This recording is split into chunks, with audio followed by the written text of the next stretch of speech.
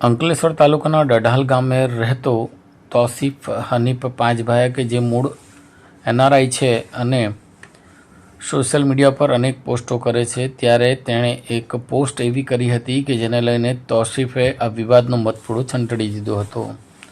તૌસીફે કુરબાનીને લગતી વિવાદાસ્પદ પોસ્ટ જાહેર કર્યા બાદ સમગ્ર મુસ્લિમ સમાજમાં રોષની લાગણી વ્યાપી ગઈ છે. મુસ્લિમ સમાજ દ્વારા ઠેર ઠેર ફરિયાદો દાખલ કરવામાં આવી રહી છે.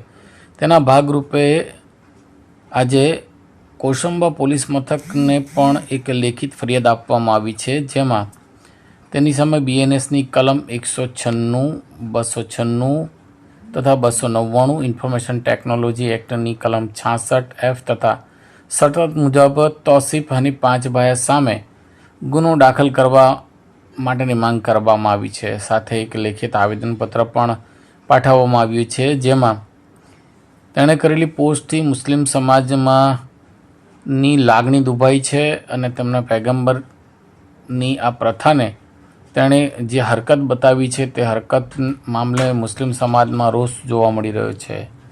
હાલ તો કોસંબા પોલીસ સ્ટેશનમાં આ અંગેની એક લેખિત ફરિયાદ આપવામાં આવી હોવાનું જાણવા મળ્યું છે.